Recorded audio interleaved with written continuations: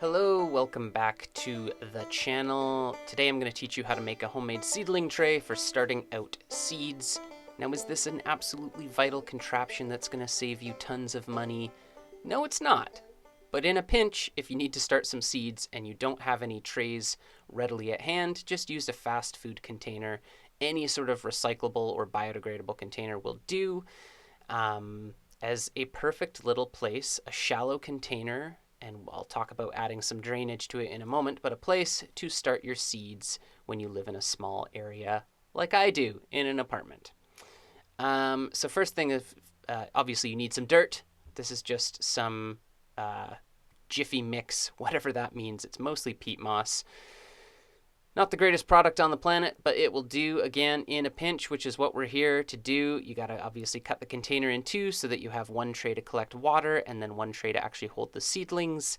And then, of course, very carefully, you want to take a sharp knife or other tool and create some drainage holes. This is how you actually do it. Please be careful. Do not stab your fingers off. And this is just to allow some drainage. This is a mistake I've made in the past with other types of trays, is both with the drainage in the container itself and the type of soil I'm using has not had great drainage, and that means that seedlings very easily die because they get too saturated and mold can easily grow. So make sure you've got drainage, and then there you go. You got your tray for your plants and your tray to catch water as well. Fairly straightforward. Next, you're gonna put some dirt in said tray, shaking it out somewhat evenly.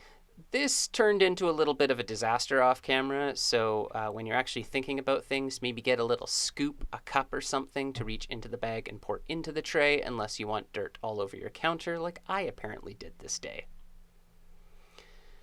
Just smooth out the soil, make sure it's somewhat evenly spread out. Don't compact it too much because then again we run into issues of drainage. And then select the seeds that you would like to plant. On this particular day, I'm trying out some chives from my friend in Tennessee. Thanks, Lauren, for sending these. This is what we're going to plant. Chives are pretty straightforward. I am just sprinkling them into the tray and then watering to see what comes up. I'm not too fussed usually about how many seeds I add. I usually add too many and then I thin them out. There's always seeds left over, right?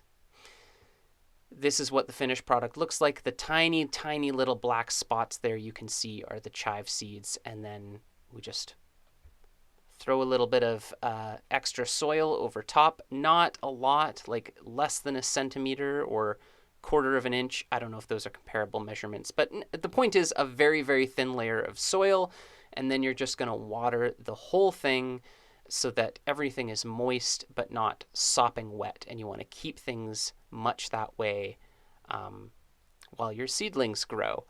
The one unfortunate update here is a couple of weeks on, and I don't have any sprouts yet. I was told chives would flower at this time of year, and nothing has come up yet. So it might just be a seed issue, but I promise these trays work. I've used them very successfully for tomato seeds and a number of other things. So there you go. That's it. That's all there is to it.